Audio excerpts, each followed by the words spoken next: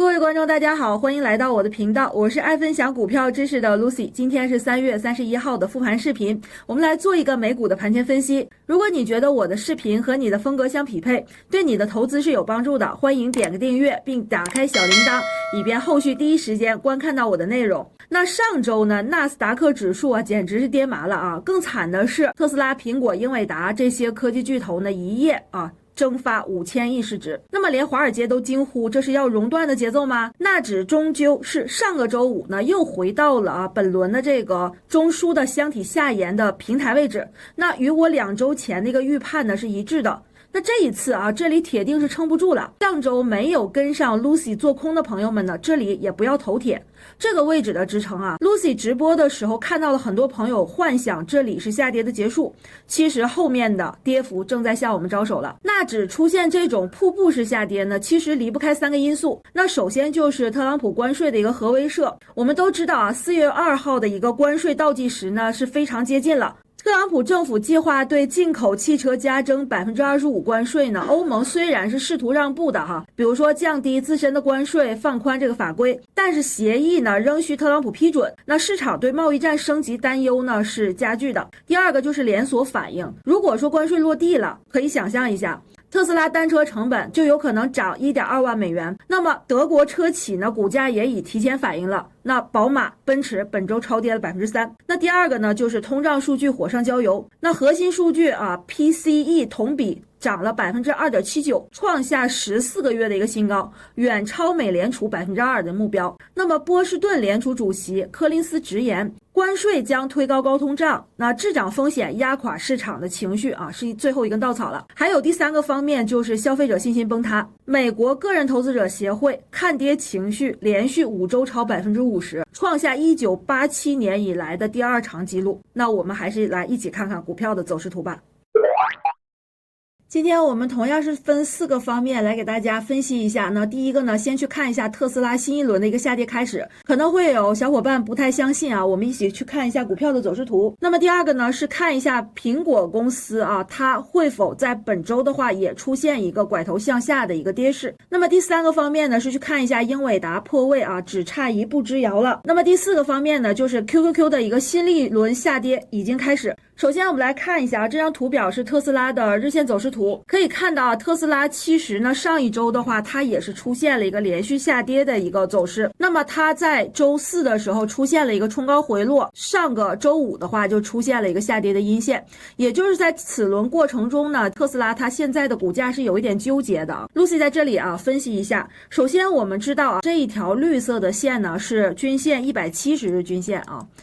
MA170。那么我们看到此前呢股价上升过程中呢，即便是特斯拉在212元的时候，它也是非常接近170日线之后呢出现了拉升，然后这里呢回踩之后又出现了拉升。我们在特斯拉上升走势的时候，你会发现我们每一次低点去参与的时候你都能有一个这个获利，是因为它是一个上升趋势。那么在回调过程中，我们可以看到它的一个股价对于这一条 MA170的话，它其实有一个乖离修复。那么这里指的是正的乖离，也就是说我们看到了之前的一个走势，那么这个已经是走出来的走势。那么接下来呢，我们可以看一下近一段特斯拉它在跌破之后呢出现了220这个位置呢，实际上它的一个170日均线是在它的头上，所以现在会出现一个它在超跌的过程中呢也有一个乖离修复，也就是说这里是一个负的乖离。所以这个过程呢，每一次在靠近这个170日线附近呢，其实是一个压力位，也就是说每一次靠近它的时候呢，实际上是一个高抛的一个点。所以我们可以看到上一周的话，特斯拉2次去冲击290的时候它就过不去。所以在这个过程中呢，特斯拉本轮如果说再出现回调到220的时候，是买点吗？对这个问题呢，其实 Lucy 也有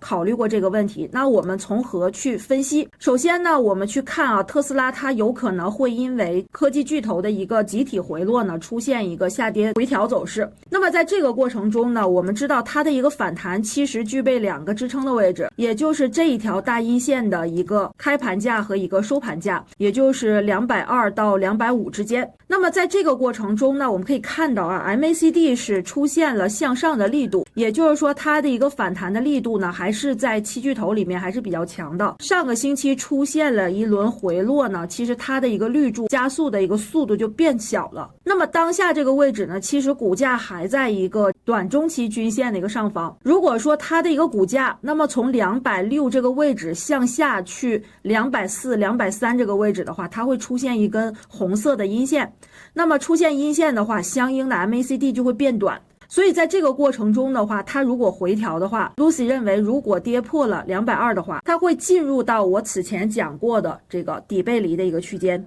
所以说这个过程呢，是因为我们如果能看到特斯拉它的一个跌破，那么它就会出现一个股价的新低。那么 MACD 如果没有出现它的一个这个低点的话，那么特斯拉就最先出现一个底背离。所以本周的话，我们就是要看紧特斯拉它接近了170日线之后的一个修复乖离的一个动作。那么这个过程呢，我们要知道啊，整个纳指呢，它现在的一个走势是向下的。所以说特斯拉它在这个地方呢，我们刚刚讲过说这个关税的一个问题的话，其实它也会出现一个成本上升，迫使这个资金的话，它还会进一步的一个避险。所以特斯拉的话，本周呢 Lucy 还是去看它的一个这个下跌的一个走势。那么它究竟是如何演绎的？是在这个过程这样的一个这个连续阴线，还是会出现这种这个抗跌的走势，也就是说下跌反弹下跌反弹的这样的走势。那么它是2种不同的一个处理方式，所以说我们还要进一步去看。那么当下的话，它现在股价和它的 MACD 是处于一个相反的一个状态，所以呢特斯拉的一个下跌就不会说特别痛快的去破掉这个位置，所以我们的话还是要进一步跟踪。那么方向的话，还是先选择看向下，这是对特斯拉的一个分析。那么接下来呢，我们来看一下苹果公司的走势。那么上一周的话，我们知道啊，苹果公司其实它在无限接近于它这个缺口的压力的这个位置呢，它始终上不去。那么这个过程呢，肯定是因为这个纳指整体的一个表现，包括资金的一个撤退，它在周五的时候出现了一个回探的一个压力位之后呢，出现了下跌。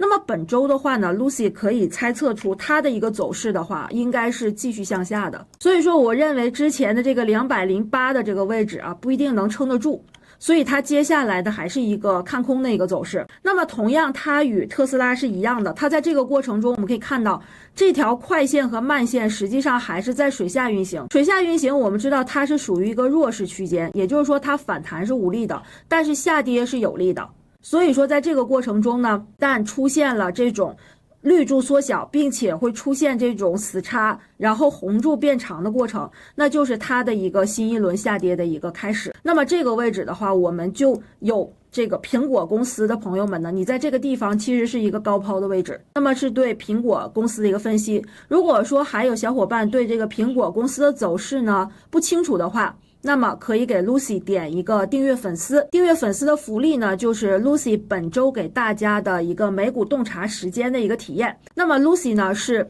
每周的2、3、4下午5点呢会有一个内部的课程，那么这个课程呢里面会分析一下权重股的一个未来的走势，所以说想要跟踪的朋友呢，这个下方的这个视频的置顶链接呢去加小助理，然后小助理会把这个课程的链接会发给你。那么另外呢，本周啊还有我们Lucy 团队的老师们安排的这个体验篇的课程，那么是从4月1号开始，也就是明天到4月5号啊，会有这种进阶的课啊，这个体验篇也会给到大家。所以说你找到 Lucy 的助理呢，可以发送口令啊，报名2个字就可以参加到了。那接下来我们来看一下英伟达的一个走势。英伟达最近 Lucy 跟踪呢是比较频繁的，那我们是从这个位置开始去看它的一个下跌。大家可以看一下，就是苹果公司就是走出了这个英伟达的上个星期三的一个走势。所以说目前为止啊，英伟达它其实已经先跌为敬了。那么在这个过程中，我们可以看一下股价已经出现了一个临近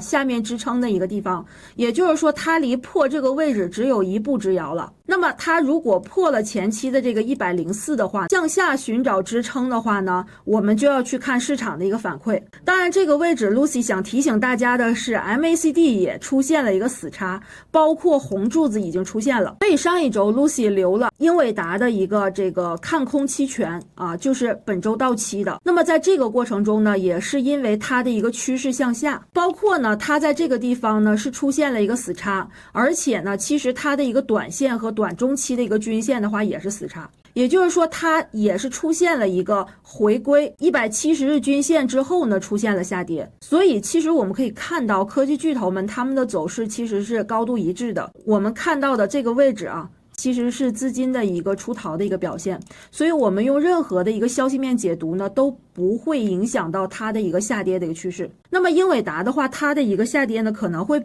不是很丝滑，因为我们可以看到此前英伟达它的走势呢是一个宽幅的一个震荡，包括这一轮的一个下跌，它在途中也会出现这种低开高走，然后再出现一个高开低走这样的一个反复的一个走势。所以呢 Lucy 在这里呢就是对英伟达的一个分析呢，我们就可以选择它在靠近均线的位置去空它，而不是说我们出现低开之后去追，因为此前它的一个走过的一个这种模型的一个痕迹的话，就告诉我们英伟达的一个走势是非常纠结的。所以我们要选择一个高点，而不能冲动的去追它的一个这个做空的一个趋势。